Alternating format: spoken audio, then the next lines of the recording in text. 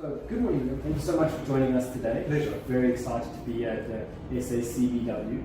And as one of the speakers today, we definitely wanted to get some of your behind-the-scenes insights as to what we can do with AI to power youth and your sort of perception on it. So, let's start off with some easy ones. Is how has AI impacted your job on a day-to-day basis as it goes? Well, I use it as a resource. To give an example, when ChatGPT came out, I started asking ChatGPT to help me do research. So if I draw up an assignment for my students, something that would have taken me 5 or 6 hours to research, I would get ChatGPT to give me information, and then I will go and alter that info, and I will just do maybe some fact checks to make sure that the info is correct. That is wonderful, and it's truly one of the better use cases for text generation models.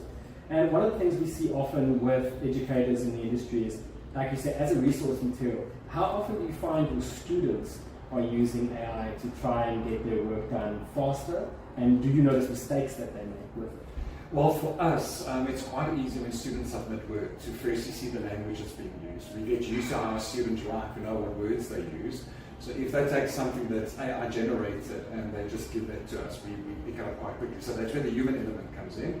There's obviously ways that we can check whether plagiarism was committed or not.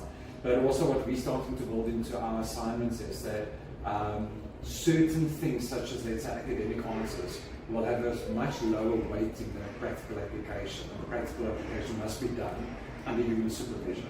So even if something maybe slips through, the student can't pass with just that AI-generated information because then they have to still apply their knowledge. I love the way you say that they still have to apply their actual knowledge and application.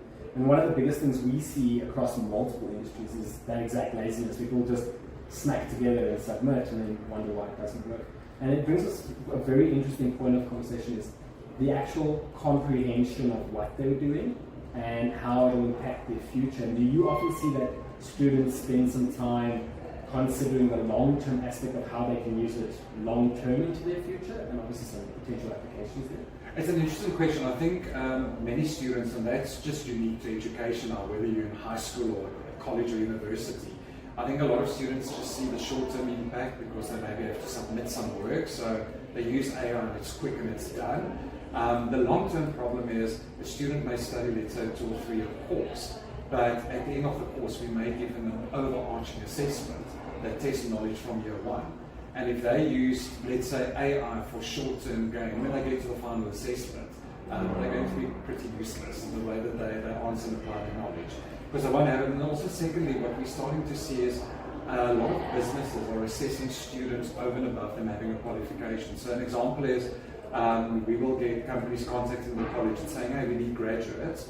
We give names to them, maybe they want the top 5 students in the course. But then when we follow up with those students, the company would actually assess them. So an example would be someone studies graphic design, and part of their design package that they studied was maybe Photoshop or 3D design, etc. It's fine, they've got the qualification, but in the second or third interview, the employer will just say, there's a PC, we want you to design a basic flyer for us. Or they would email them the night before and say, so by the way, here's like a marketing concept we want to run on social media. When you come in for your 9 o'clock interview, present the following for us. And then when the student presents it, it could have been maybe generated by AI, but in the interview they said to walk us through the steps, and the employer will pick up very quickly whether the student actually did the work or not. And we're seeing that more and more. Even in accounting, we're seeing that students will, in their second or third interview, they'll actually be given an assessment by the employer to double check. And that's where us as educational institutions are working very hard to make sure that AI is seen as a resource tool, but not to replace the general studying of hearing about things, learning about things, remembering the things, and applying that knowledge. I love the way you say that it's a goal of, and that leads me to my next question is, do you think in the long term, with actual cognition, coherency, and understanding of outputs, do you think AI is really capable of replacing humans within the next 5 to 10 years? It's a tough question. I read about it a lot because as a college offering courses, we also need to see if AI is going to replace people, then we need to replace our courses with something else that's needed.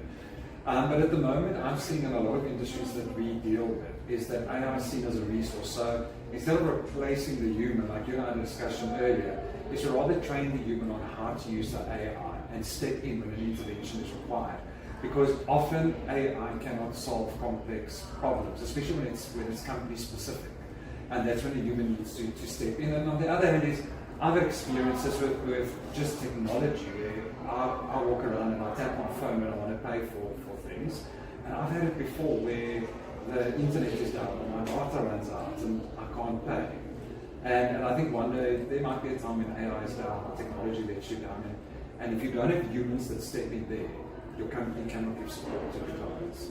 Absolutely love the way you say that as good as AI is, it's still completely limited to our access to the internet, which if you go outside the cities obviously becomes reducing, yes, less accessible.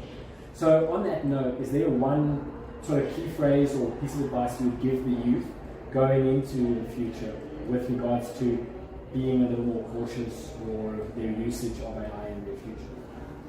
My take on it is that if people are going to use AI because they are lazy and they want AI to do their work for them, then we run the risk of AI is going to replace you, because employers will get to a point where they say that if my employee is only using AI to do their work, why do I need the employee there? You have to make yourself irreplaceable.